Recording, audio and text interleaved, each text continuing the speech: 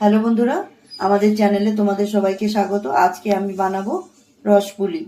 তার জন্য আমি আগে শিরা তৈরি করে নিচ্ছি।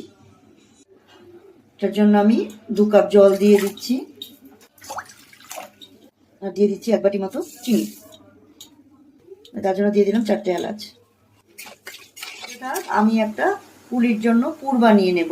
তবে আজকে এই পুরটা আমি কড়াইয়ে জাল করে করব না, হাতে মেখে করব। তোমরা দেখো। দিয়ে দেবো 1 কাপ নারকেল আর 10 টাকা দামের 1 প্যাকেট দুধ, গুঁড়ো দুধ। 100 গ্রামের মতন পাটালি গুঁড়ো আছে, এটাকে আমি ক্র্যাশ করে নেব। বন্ধুরা, আমি এটা মেখে পুরটা তৈরি করে নেব। আমার এই পুরটা রেডি হয়ে গেছে।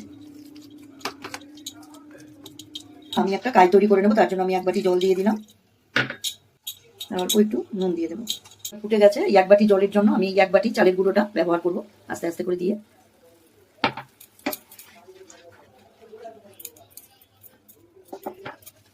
আমার কাইটা রেডি হয়ে গেছে। এবার আমি নামিয়ে এটাকে ভালো করে মথে নেব।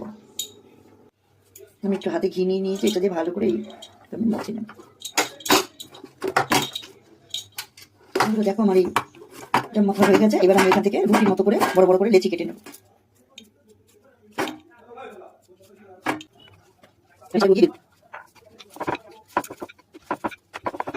এবার আমি এগুলোকে গ্লাস দিয়ে গোল গোল করে কেটে নেব।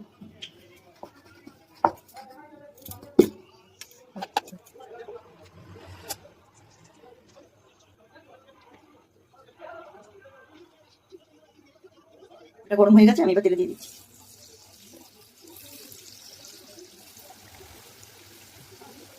আমাদের এই পুলিগুলো ভাজা হয়ে গেছে। এগুলো অতটা লাল লাল করে ভাজতে হবে না, যেহেতু এটাকে আমি শিরাই দেবো। এগুলো আমার ভাজা হয়ে গেছে। এবার আমি এগুলোকে নামিয়ে নেব।